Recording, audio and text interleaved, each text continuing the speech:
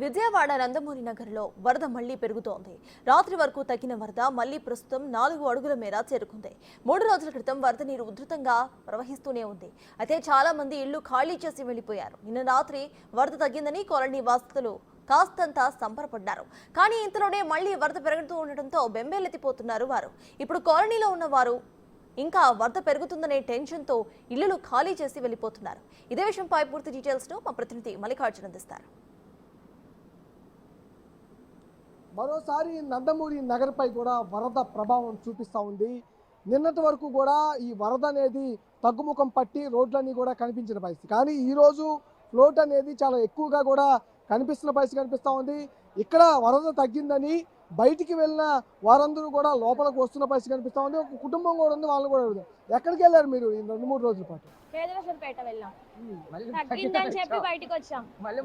మళ్ళీ అన్ని మోసుకెళ్తున్నాం. మళ్ళీ ఒక జత బట్టలతో వెళ్ళాము, బట్టలు తీసుకుందామని వచ్చాము. తగ్గితే వాటర్ తగ్గిందని చెప్పి వచ్చాము. ఫుడ్ ఏదో రైస్ బ్యాగ్స్ ఇస్తున్నారని ఇప్పుడు చూస్తే అది తీసుకునే పరిస్థితులు కూడా ఏమీ లేవు. మళ్ళీ వెనక్కి వెళ్ళిపోతున్నాం. మీరు చూసినప్పుడు అసలు ఎంత ఉంది ఇక్కడ? చూసినప్పుడు అయితే మోకాల్లో ఇంతే ఉంది. నాకు బాగా తగ్గిపోయింది. నిన్నైతే బెట్ అయింది నిన్న. ఇప్పుడు చూస్తేనే మా పరిస్థితులు లేదు. సండే ఎలా ఉందో అలాగే ఉంది. ఈ రోజు స్టార్టింగ్ రోజు ఎలా ఉందో అలాగే ఉంది. స్టార్టింగ్ రోజు మరి ఇంకెక్కడ ఉంటామండి? ఏంటంటే ఏమంటాం, ఎవరో చుట్టాలింటికి వెళ్ళి ఏదో తిని ఏదో పడుకొని బతుకున్నాం. ఇక్కడ ఏంటి ఇప్పుడు ఏమొచ్చినా కష్టం. ఇక రావు, లోపలికి ఏమి రావు. ఇక లోపల లేదు. ఈ 2-3 రోజుల్లో వచ్చినాయి.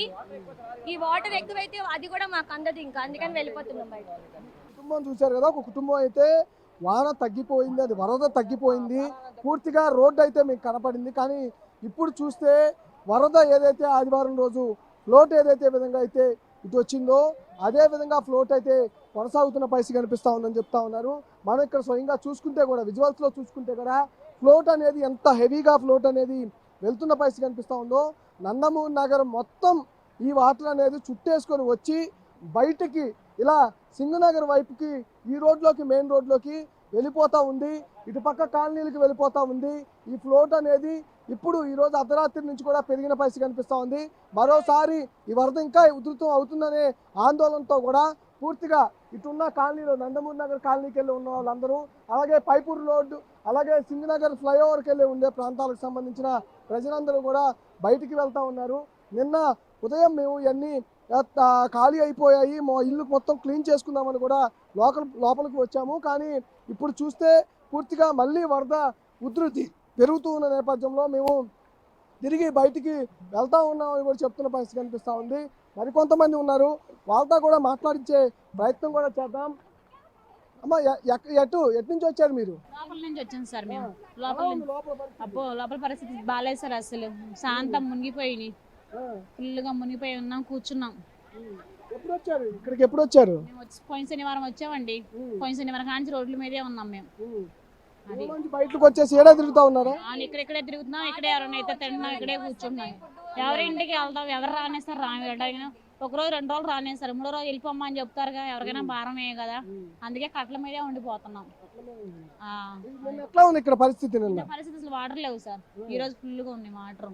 అది కుటుంబంతో మొత్తం వచ్చారా? ఎంతమంది వచ్చారు బయటికి? మా పాప, మా బాబు, మా ఆయన, నేను, 4 వచ్చామండి మేము.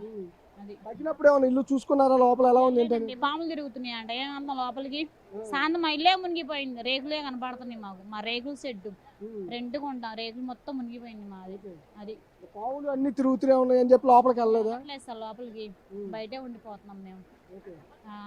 మీరు ఎంతమంది వచ్చారు బయటికి? మేము 4 వచ్చామండి. మేము బాబు, పిల్లల పాపనేమో అమ్మ వాళ్ళ ఇంటికి పంపించాను. కానీ అటు సింగనగర్ సైడ్ ఫుడ్ అందే వాళ్ళకే అందుతుంది. కానీ ఒక వాటర్ ట్యాంక్ కానీ ఫుడ్ కానీ ఏది రావట్లేదండి. ఫస్ట్ రోజు మాత్రం పాల ప్యాకెట్లు ఇచ్చారు, నెక్స్ట్ టైం ఏమి ఇవ్వలేదు. ఏదైనా కావాలంటే పిల్లల్ని తీసుకొని రోడ్డు మీదకి వచ్చి తీసుకొని వెళ్ళి తింటున్నాం అంతే. అసలు ఇళ్ళ లోపలికి వెళ్ళే పరిస్థితి ఉందా? కొంచెం మాకంటే ఇటు డౌన్ కదండి, అంటే మాకు హైట్ ఉంది. హైట్ వెళ్ళొచ్చు, కొంచెం వెళ్తున్నాం. కానీ ఏదైనా తీసుకోవాలంటే ఇబ్బంది ఉంది. తినాలి, తిండి కోసం.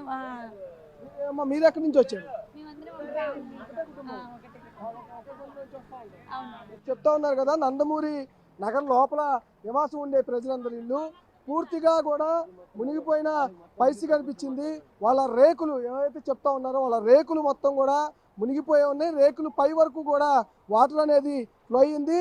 అసలు అటు లోపలికి వెళ్ళాలంటే చాలా భయాందోళన వ్యక్తం చేస్తామని చెప్తా ఉన్నారు.